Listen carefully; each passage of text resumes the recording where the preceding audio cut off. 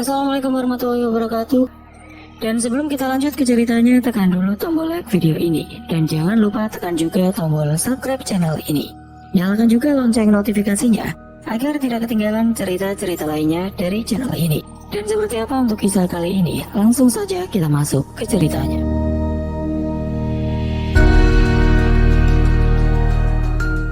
Bukan sembarang pelet pengasihan. Pelet yang bisa berubah menjadi santet apabila dikehendaki oleh penggunanya. Lolongan anjing liar terdengar menggema, menciutkan nyali siapapun yang mendengarnya. Makin lama semakin nampak mendekat seolah ada di sekitar Dirjo, tetapi tidak menyurutkan langkah kakinya menembus hutan Kiriloka. Dendam, marah, sakit hati menjadi dasar tujuannya. Dengan linangan air mata, ia terus melangkah semakin memasuki area hutan. Lelah, lapar, bahkan kaki sudah mulai bergemetar, tidak diperdulikannya lagi. Ia terus melangkah menembus gelapnya hutan. Suara-suara binatang malam membuat suasana mencekam. Lagi-lagi mencengkram nyalinya. Kakinya tidak sanggup lagi untuk berjalan. Ia duduk di tepi sungai. Bunuh diri, mungkin lebih baik. Suara lirik keluar dari mulut Dirjo tidak bertenaga. Putus asa, ia duduk di batu besar sembari memandang air sungai yang mengalir. Bayangan kejadian tragis yang menimpanya mulai menggerogoti kewarasannya. Tanpa sadar tubuh Dirjo ambruk ke sungai, lalu terbawa arus yang deras. Dirjo yang tidak bisa berenang gelagapan dan baru tersadar bahwa dirinya sudah mulai tenggelam. Ia megap-megap beberapa kali minum air. Sekuat tenaga berusaha naik ke permukaan karena arus yang sangat deras. Tubuh Dirjo terseret mengikuti arus sungai. Meski sekuat apapun dia berusaha naik ke permukaan air, usahanya sia-sia. Karena memang Dirjo tidak bisa berenang. Ia terus terbawa arus, entah berapa banyak air sungai yang sudah ia minum. Mulutnya terus megap-megap, hingga ia susah bernafas. Tanpa terasa ia merasakan bahwa tubuhnya seolah melayang ringan terus masuk ke dalam air. Setelahnya, Dirjo sudah tidak ingat apa-apa lagi. Tampak tubuh Dirjo yang mengambang ikut arus, hingga arus sungai sampai ke area yang sedikit dangkal. Tubuh Dirjo membentur batu beberapa kali, lalu hanyut lagi. Hingga akhirnya tubuhnya nyangkut di sebuah batu besar. Di situ, tubuhnya sudah tidak bergerak lagi. Jo, mendekat sini, aku punya tantangan buat kamu, ucap Parno sembari tersenyum. Tantangan apa sih Mas No? Jawab Dirjo sembari menggeser duduknya lebih mendekat kepada Parno. Ada cewek cantik, namanya Puji Lestari. Wis toh, kaya, baik, cantik, berpendidikan. Tapi Parno tidak melanjutkan perkataannya. Tapi apa Mas No? Tanya Dirjo penasaran. Tapi dia anaknya pemilik pondok pesantren tempatku mengajar. Parno tertawa ngakak, seolah puas mengerjai Dirjo. Cuma anak pemilik pondok. Lah, anak Jenderal Dekok, juragan sapi kecamatan. Aku juga nggak takut sama sekali Mas No, sahut Dirjo. Ya wes, besok kamu datang ke pondok.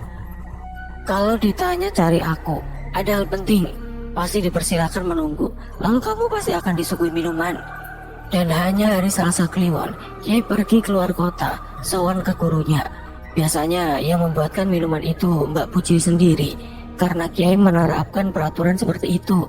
Kecuali orang tua atau saudara dari santri, nanti akan dibuatkan oleh anak atau saudara yang mondok di situ. Paham Jo? Bungas Parno. Paham Mas No. Dirjo menjawab dengan anggukan kecil. Keesokan harinya Dirjo benar-benar datang seperti yang direncanakan. Sore itu Dirjo sudah sampai di depan gerbang pesantren. Singkat cerita, Dirjo diarahkan ke sebelah bangunan pondok pesantren, sebuah rumah minimalis memanjang, dengan ruang tamu lumayan lebar. Ruang tersebut sering digunakan sebagai pertemuan antara kiai dan para pengasuh pondok pesantren. Terkadang juga digunakan sebagai penerima tamu dari luar, bukan yang menjenguk anak-anak atau saudaranya. Untuk yang menjenguk anak-anak atau saudara yang mondok di situ, ada tempat khusus. Sebuah tempat terbuka berbentuk joglo atau pendopo di halaman paling depan. Wah, brengsek we Jo, sambut Parno sembari menjabat tangan Dirjo. Lanang, sahut Dirjo. Sebentar kemudian keluar wanita berhijab dengan membawa nampan berisi gelas dan kue basah. "Monggo mas, unjukanipun," ucapnya sambil menyuguhkan minuman dan makanan yang dibawanya. Dirjo hanya senyum sambil mengangguk. Matanya melongo takjub melihat wanita secantik di hadapannya. "Terima kasih," jawab Parno menambahkan. Perempuan cantik itu hanya tersenyum tipis, lalu berjalan masuk kembali ke dalam, meninggalkan Dirjo dan Parno. "Bagaimana? Masuk nggak?" "Masuk," jawab Dirjo penuh semangat. Karena masih penasaran, Dirjo untuk kedua kalinya bertamu di hari yang sama, Selasa Kliwon. Dan berlanjut sampai ke Selasa Kliwon ketiga kalinya, Dirjo mulai menaruh harapan. Sampai suatu hari Dirjo nekat menyatakan cintanya kepada Puji Lestari. Tidak disangka-sangka Dirjo diterima. Memang beruntung si Dirjo. Sampai suatu hari di mana mereka sedang bertemu di samping kuburan desa setempat, tidak disangka kalau ayah Puji Lestari sudah menunggu kesempatan mereka berdua ngobrol. "Jangan mimpi mendapatkan anakku. Jangan pula kau berani dekati, bahkan untuk menemuinya lagi. Ingat, jika kau sampai menemuinya lagi, hidupmu akan aku hancurkan." Kemarahan Pak Kiai masih ditahan.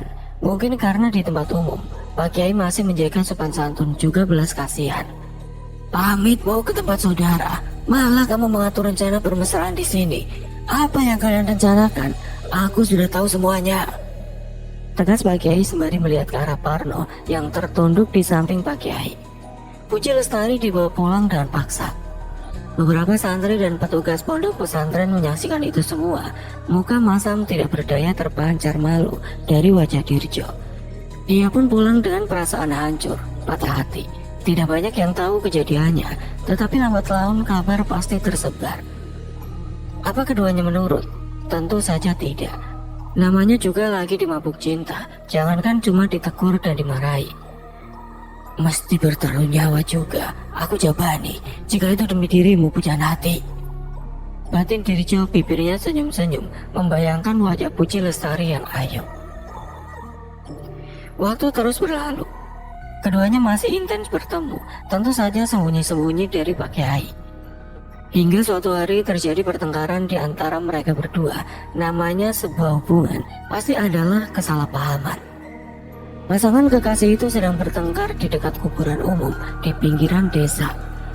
"Kamu paham atau tidak sih Puji? Aku cinta sama kamu. 4 tahun kita pacaran, jarak kita nggak dekat. 160,59 km, sama dengan 9957 mil. Setiap minggu sekali perjanjian." Dirjo berbicara dengan nada tinggi. Puji hanya diam, memperhatikan nisan-nisan yang berjajar tidak rapi. "Puj, kamu dengar nggak?" tanya Dirjo dengan menarik kain baju di pundak Puji. Hingga ia kehilangan keseimbangan kemudian terjatuh. Kepalanya menghantam nisan di bawahnya. Darah segar mengalir di bumi pemakaman. Dirjo melotot panik. Tidak percaya kekasih yang sangat dicintainya bersimbah darah.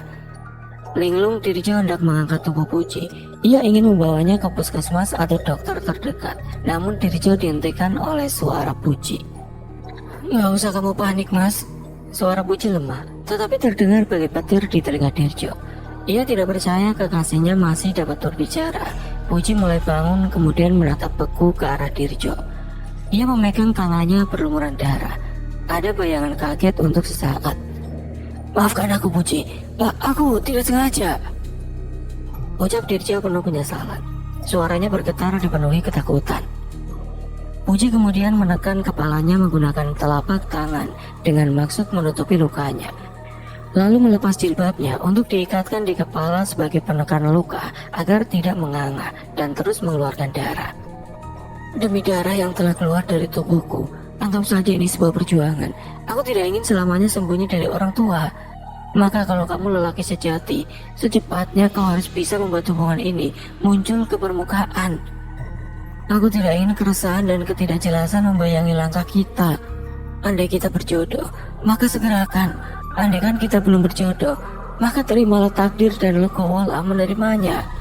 Usaha dan perjuangan hanya untuk orang-orang yang benar-benar ikhlas terhadap cintanya. Apakah cintaku tidak terlihat oleh pandangan hal lahirmu? Aku sayang, aku cinta, dan aku tidak harus selalu menuruti apa kata hatimu. Pergi, minggat, melarikan diri adalah hal yang dibenci oleh Kanjeng Nabi Muhammad. Kalau memang minggat jadi jalan keluarnya, maka aku mundur diri saja. Cinta itu harus kedua belah pihak menerima dengan lapang dada, bukan terpaksa atau dipaksa. Maka berjuanglah demi cintamu.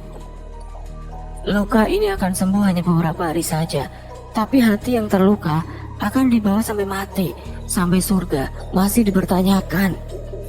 Puji dengan usapan lembut mengusap lengan Dirjo. Dirjo berdiri diam meresapi ucapan kekasihnya. Sementara Puji telah meninggalkan pemakaman, Dirjo menatap langkah kekasihnya semakin menjauh meninggalkannya, sampai ia masuk ke dalam mobilnya.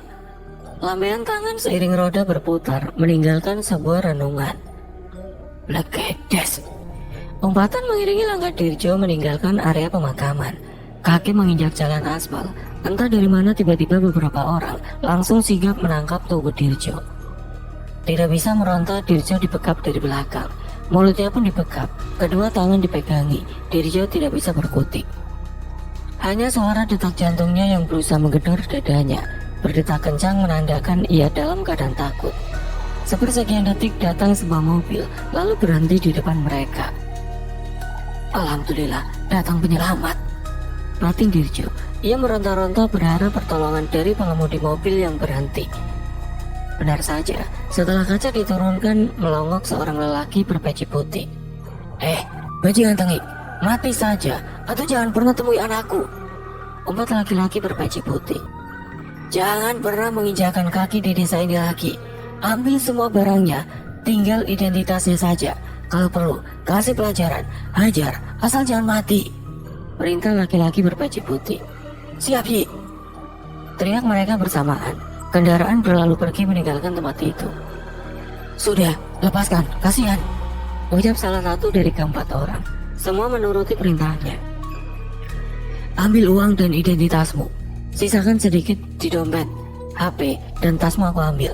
Aku bawa untuk jadi bukti kalau kami sudah melaksanakan tugas dari Kiai. Lagian, kamu gak mikir, yang kamu pacari itu anak satu-satunya. Kamu tahu, Kiai itu punya wibawa daerah sini dan punya nama. Selain kaya, dia juga kejam, tidak selembut gelar Kiai yang disandangnya, ucap laki-laki yang memberi perintah kepada teman-temannya panjang lebar. Aku merasa kasihan saja kepadamu. Beberapa orang yang sudah kami beri kapok. Kamu kayaknya lugu. Masih banyak kesempatan untuk menemukan wanita selain anaknya Kiai. Pergilah, pulang lewat jalan ini. Jangan sampai ketemu anak buah Pak Kiai yang lain. Kalau ketemu, kamu dalam bahaya. Begitu juga dengan kami. Pesannya kepada Dirjo yang terdiam menunduk. Hanya anggukan dan ucapan terima kasih keluar dari mulut Dirjo. Terima kasih. Dirjo pergi meninggalkan lokasi tersebut. Tanpa menoleh lagi ke belakang, ia terus melangkah. Perasaannya campur aduk, kecewa, marah, bingung, takut, sekaligus sakit hati. Uang hanya cukup untuk ongkos pulang ke kotanya. Dirjo duduk di depan terminal, merenungi nasib yang menimpanya. Perutnya mulai keroncongan, lapar menyerang. Udara dingin dan hembusan angin terpaan dari lalu lalang kendaraan menerpa tubuhnya yang terasa ringkih. Sebentar kemudian ia menuju warung kopi di dekat sebuah rumah sakit. Tarikan nafas mengawali pesanan. Bu, kopi hitam. Iya mas, sebentar, saut ibu penjual. Dari situlah awal sebuah obrolan yang akhirnya merujuk kepada para tukang ojek yang berkumpul di dalam warung tenda biru. Beberapa tukang ojek dengan antusiasnya yang tinggi keingintahuan mereka yang teramat sangat, akhirnya Dirjo menceritakan kisah cintanya dengan Puji Lestari di tempat itu. Mendengar kisahmu, aku jadi terharu mas. Pak ojek berjaket merah memberi komentar. Kasihan dia, kalau pacarnya nggak tahu apa yang dilakukan bapaknya. Yang lain menimpali. Ya bakal bubar pastinya. Bu Warung memberikan suaranya. Terus berusaha, jangan takut. Kalau memang dia jodohmu, pasti kamu akan menemukan jalan keluarnya. Pak ojek berkaus hitam polos memberi semangat. Sekarang mau kemana setelah dari sini? Tanya Mas ojek yang agak muda dari paling belakang. Belum tahu mas kemana, saut Dirjo bingung. Nanti pulang ke rumah saya mas, besok saya antar ke sini lagi. Malam ini bis ngetan sudah habis. Sahut Mas Ojek muda. Apa tidak merepotkan masnya nanti? Tidak mas, saya tinggal di rumah sendiri. Sampai di rumah Mas Ojek, keduanya bebersih badan. Baju pun diberikan untuk ganti si Dirjo. Mereka seumuran, masih muda. Ternyata tukang ojek tersebut tinggal sendiri. Tidak ada satu orang pun di rumah. Jam menunjukkan pukul 2 dini hari. Keesokan harinya, Dirjo baru kembali ke kampungnya dengan luka yang menganga. Apa Dirjo menyerah? Ternyata tidak. Cintanya terhadap Puji Lestari sudah terlanjur berdarah-darah. Suatu hari dengan segala cara, Dirjo menemui kekasihnya. Tapi apa daya, Dirjo hanya anak orang miskin. Usahanya pun gagal, sia-sia belaka. Ia justru diajar habis-habisan oleh para santri sang kiai hingga babak belur, lalu ditinggalkan di tempat sepi begitu saja. Di dalam keputusasaan, Dirjo mulai berbuat gila. Ia mencari cara agar bisa menaklukkan kemiskinannya. Dirjo mendengar bahwa di dalam hutan Giriloka ada seorang dukun sakti yang akan mengabulkan apapun permintaannya. Tapi hutan itu terkenal angker. Dirjo bergidik ngeri saat membayangkan cerita orang-orang tentang hutan Giriloka. Tapi karena didorong rasa putus asa sekaligus rasa cintanya kepada Puji Lestari, Dirjo memutuskan untuk tetap pergi ke hutan Giriloka. Tekad Dirjo sudah bulat. Aku akan ke sana, apapun risikonya. Jika memang harus mati dimakan binatang buas atau jadi tumbal di demit penunggu hutan, aku sudah siap. Bukankah hidup juga tidak ada gunanya jika hanya untuk dihina dan diinjak-injak oleh Kiai Sinting macam Ayah Puji? Singkat cerita, hari itu juga Dirjo berangkat ke hutan Giriloka. Saat Dirjo mulai masuk hutan, sudah lewat tengah malam. Ia sudah tidak ingin menunda lagi. Tanpa berpikir panjang, ia langsung memasuki hutan. Lolongan anjing liar terdengar menggema, menciutkan nyali siapapun yang mendengarnya. Makin lama semakin nampak mendekat soal ada di sekitar Dirjo, tetapi tidak menyurutkan langkah kakinya menembus hutan Giriloka. Dendam, marah, sakit hati menjadi dasar tujuannya. Dengan linangan air mata, ia terus melangkah semakin memasuki area hutan. Lelah, lapar, bahkan kaki sudah mulai gemetar, tidak diperdulikan lagi. Ia terus melangkah menembus gelapnya hutan. Suara-suara binatang malam membuat suasana mencekam, lagi-lagi mencengkram nyalinya. Kakinya tidak sanggup lagi untuk berjalan. Ia duduk di tepi sungai. Bunuh diri, mungkin lebih baik. Suara lirih keluar dari mulut Dirjo, tidak bertenaga.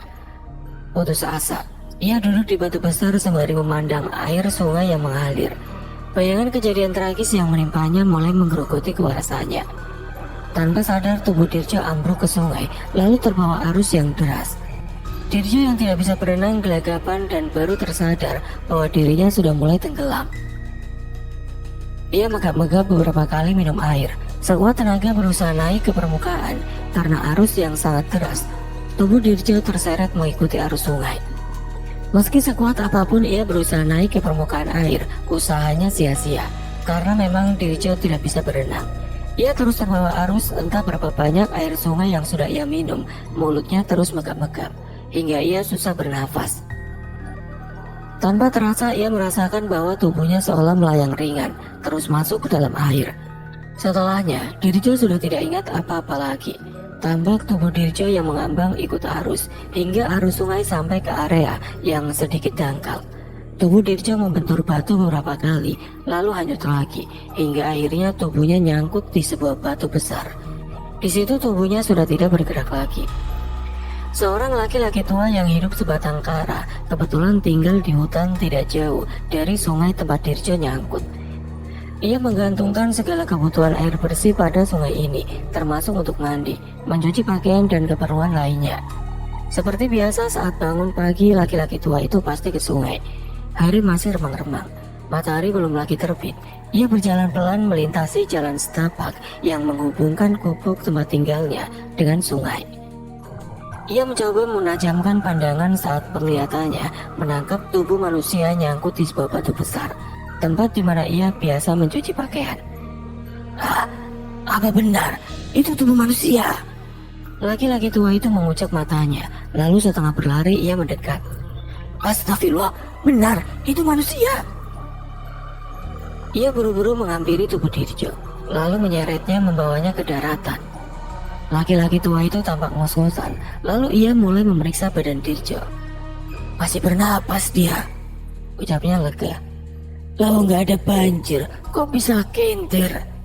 Jangan-jangan. Ia menggantung kalimatnya. Walah, kayaknya apa tole? Kok sampai Keliung tidak ada banjir? Ucapnya bingung. Lalu ia menunduk dan mulai memompa dada Dirjo. Laki-laki tua itu jatuh terduduk kecapean saat Dirjo terbatuk. Akhirnya Dirjo sadar. Lalu Dirjo diajak pulang ke gubuk laki-laki tua itu. Dirjo pun menceritakan semua kejadian yang menimpanya hingga ia tenggelam dan hanyut. Kalau kau mencari ilmu pelet atau pesugihan di hutan ini, tidak ada Le. Namun kakek kenal seorang dukun sakti yang bisa mengabulkan permohonanmu. Ia tinggal di desa Balingan bernama Mbah Marbu. Ucap laki-laki itu menjelaskan. Dirjo tampak terkejut. Apa benar Mbah Marbu itu dukun sakti dan bisa mengabulkan permintaan saya, Mbah? Tanya Dirjo masih tidak percaya. Untuk apa aku berbohong padamu? Alih-alih menjawab pertanyaan Dirjo, laki-laki tua itu malah balik bertanya. Dirjo akhirnya pamit saat itu juga, tanpa menjelaskan bahwa dirinya berasal dari desa Balingan.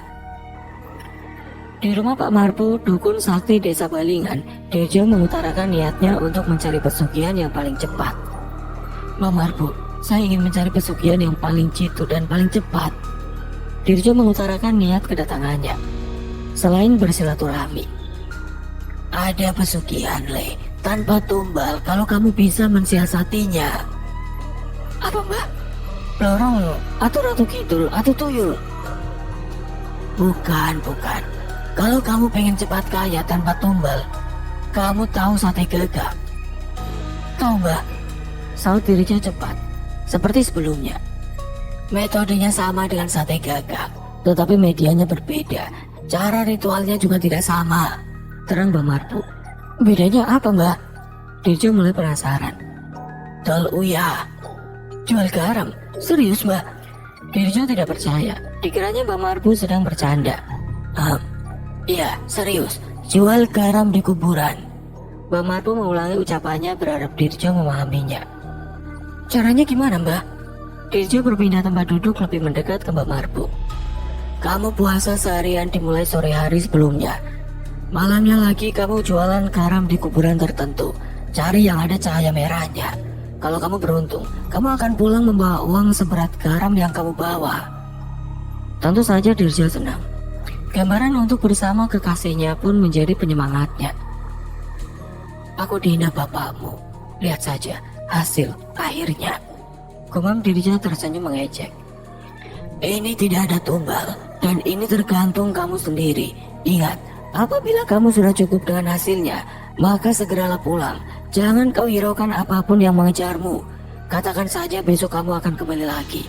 Kalau sudah sampai rumah, segera kamu ambil garam sisa penjualanmu, lalu masukkan ke kantong dan ikat dengan benang merah, kemudian kubur dimanapun kamu suka.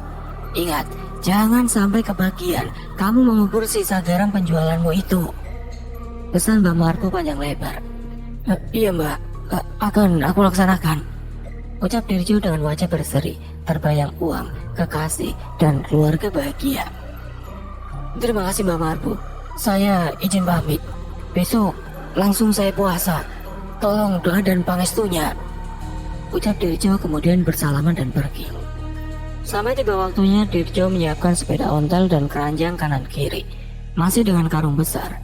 Semuanya berisi garam kasar. Ia berjualan garam di sebuah pemakaman desa, meski banyak rintangan yang dihadapi. Akhirnya ia berhasil mendapatkan kekayaan dari hasil berjualan garam kepada Dedemit.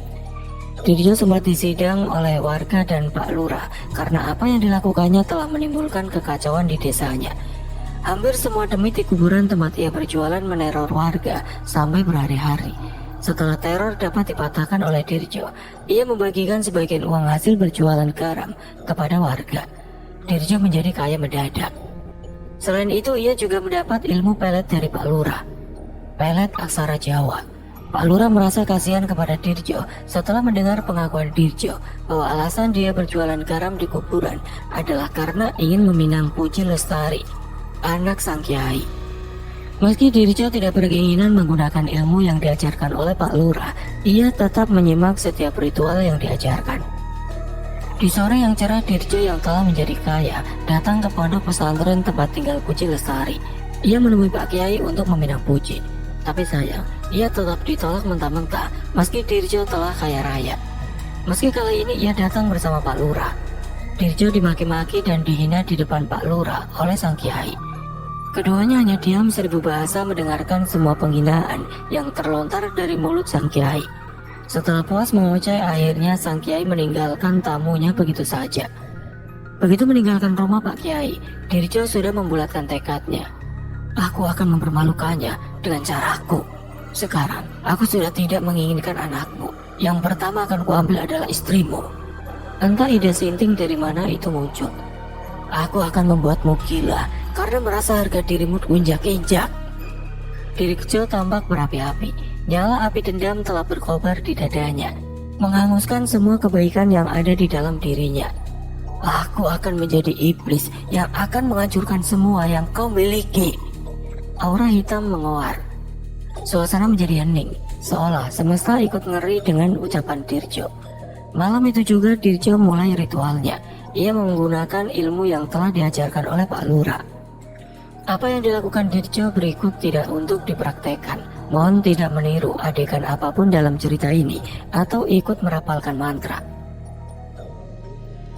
Malam gelap gulita lewat tengah malam, Dirjo mulai bersemedi di tepi kuburan. Modar apa oraku ya? Rasakan sakit hatiku, tapi bagaimanapun nanti akhirnya bisa atau tidak dia bersamaku. Yang penting orang tuamu merasakan sakit hatiku. Lirik suara pemuda tersebut. Dirjo melakukan semedinya sampai batas waktu yang ditentukan sesuai petunjuk Pak Lurah.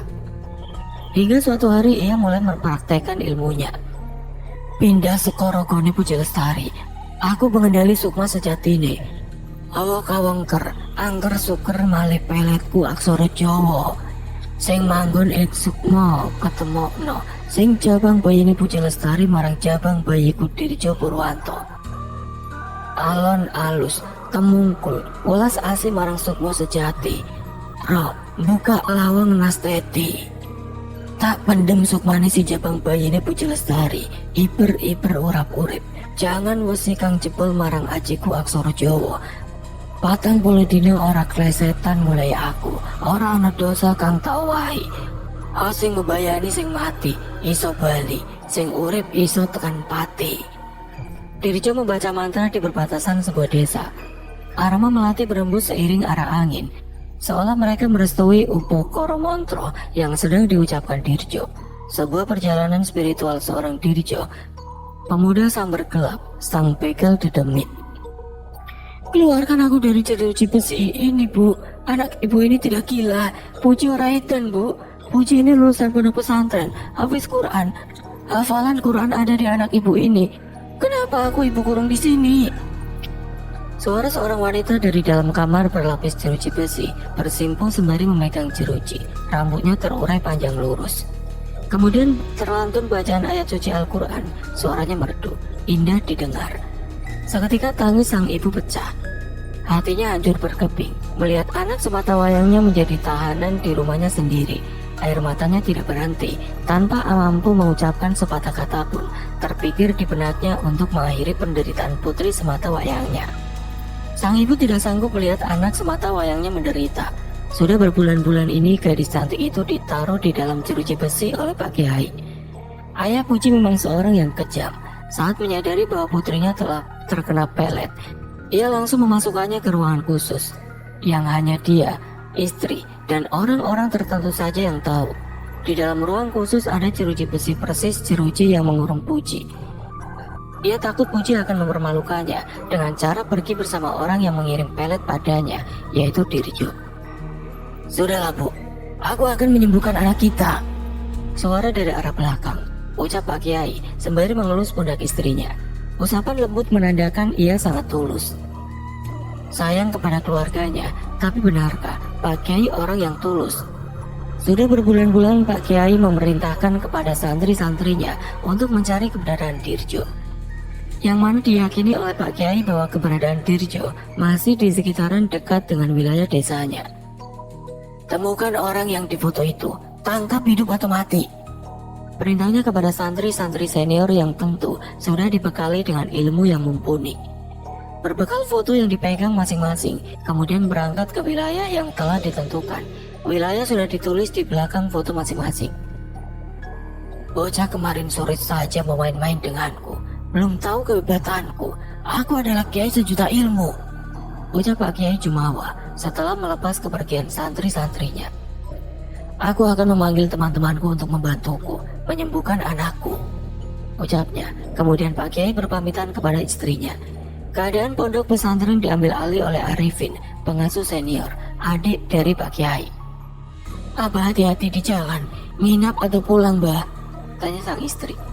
Kalau memang memungkinkan untuk kembali secepatnya, aku akan segera pulang. Apabila aku belum pulang, kamu jangan khawatir, aku akan baik-baik saja. Aku kembali bersama teman-temanku sewaktu mondok di Galar Gapuk. Pak Kiai mengecup kening istrinya, lalu berangkat keluar kota bersama ajudannya. Tengah malam sepi tanpa segelintir orang lewat, peronda ataupun orang yang masih berjaga. Orang-orang jahat akan selangkah lebih maju dari penghuni rumah. Gumam Dirjo jongkok di bawah pohon terbesi. Berdiam sebentar kemudian mulai membaca mantra.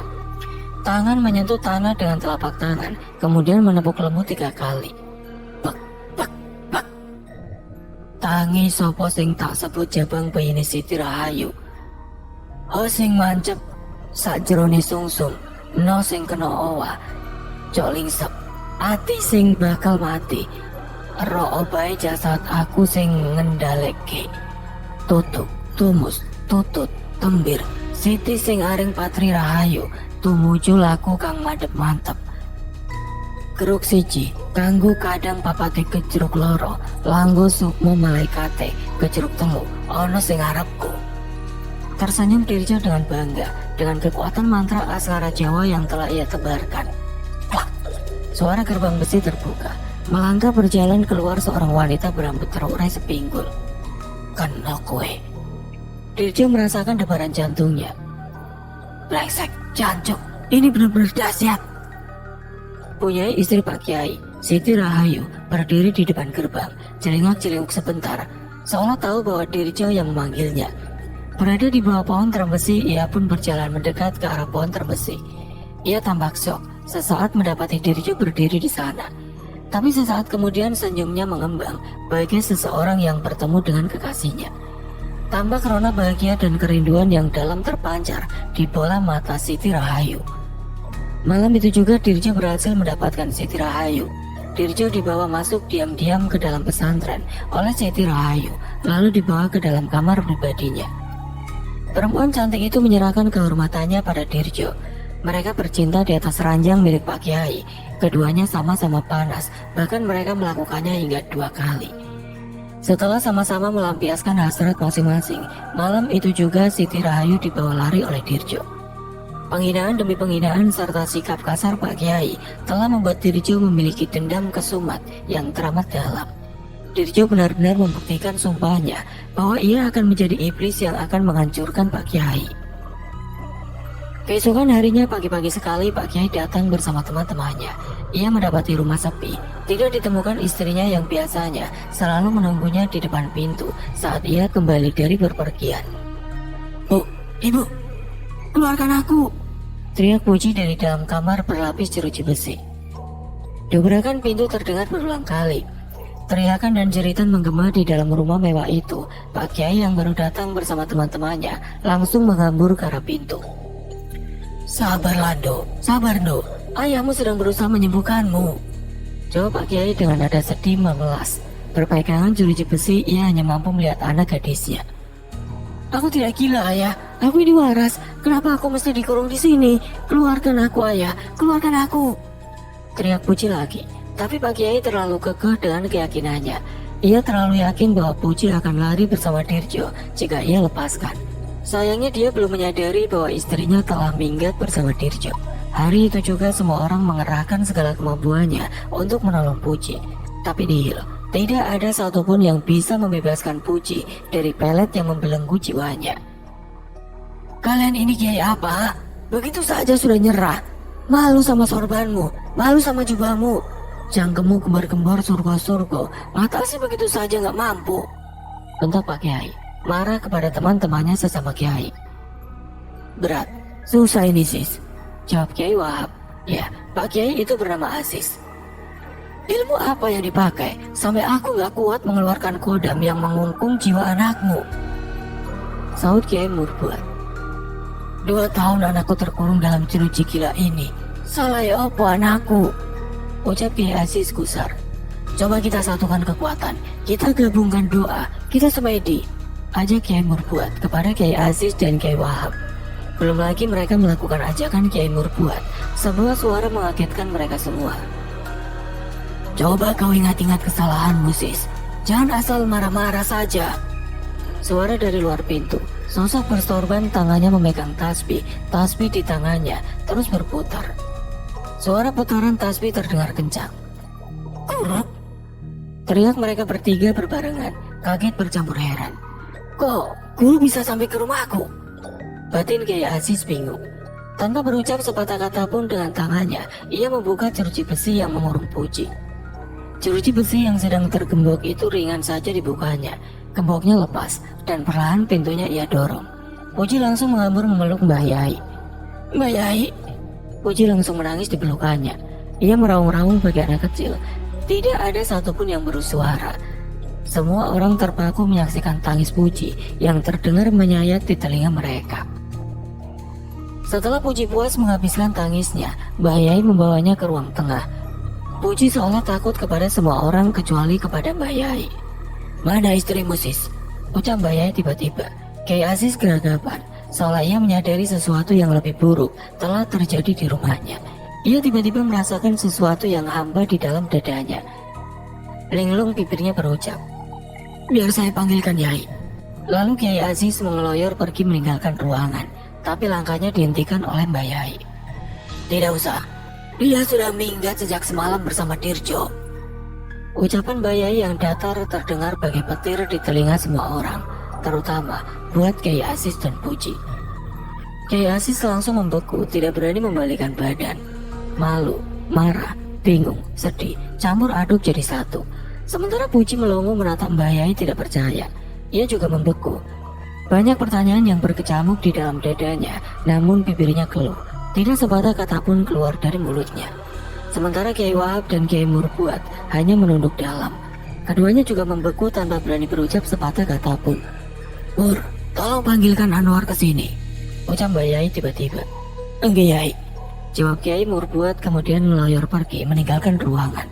Saat kembali ia bersama Anwar. Anwar adalah salah satu murid dari Kiai Aziz yang kemudian diangkat menjadi lurah pondok. Saat Anwar datang, Mbah Yai berucap, Wahab, tolong bawa Aziz ke kamarnya. Yai. Kiai Wahab langsung membimbing Kiai Aziz keluar dari ruangan, lalu dibawa ke kamarnya. Begitu masuk ke kamarnya, Kiai Aziz langsung mengamuk.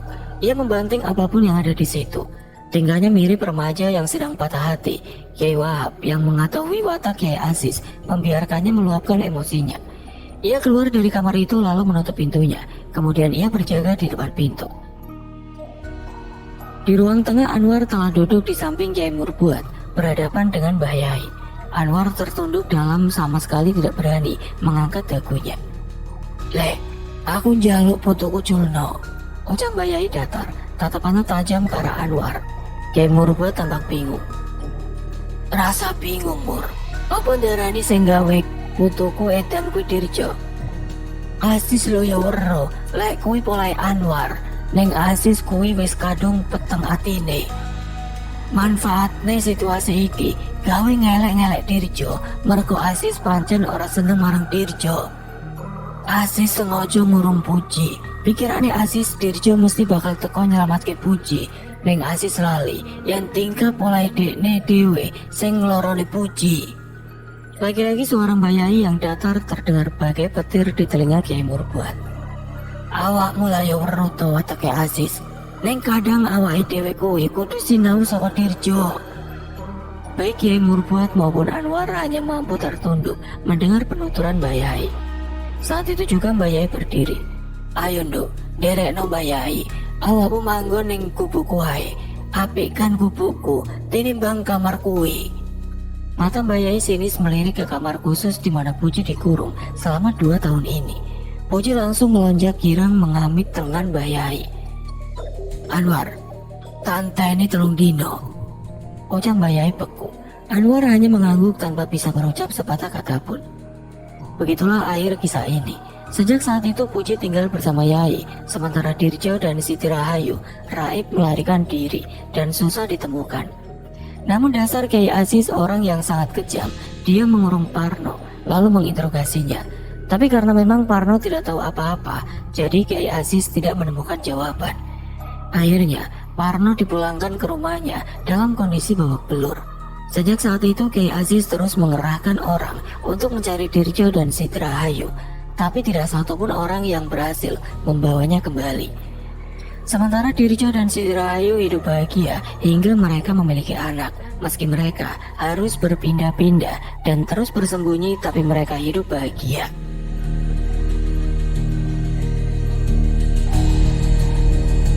Oke teman-teman, sekian untuk kisah kali ini. Bagaimana menurut kalian tentang kisah ini? Tulis komentar kalian di kolom komentar. Dan semoga apa yang sudah saya bagikan dalam kisah ini dapat dijadikan pembelajaran untuk kita semua. Dan buat teman-teman yang baru bergabung, jangan lupa untuk like, comment, share, serta subscribe channel ini. Dan nantikan kisah-kisah horor berikutnya. Wassalamualaikum warahmatullahi wabarakatuh.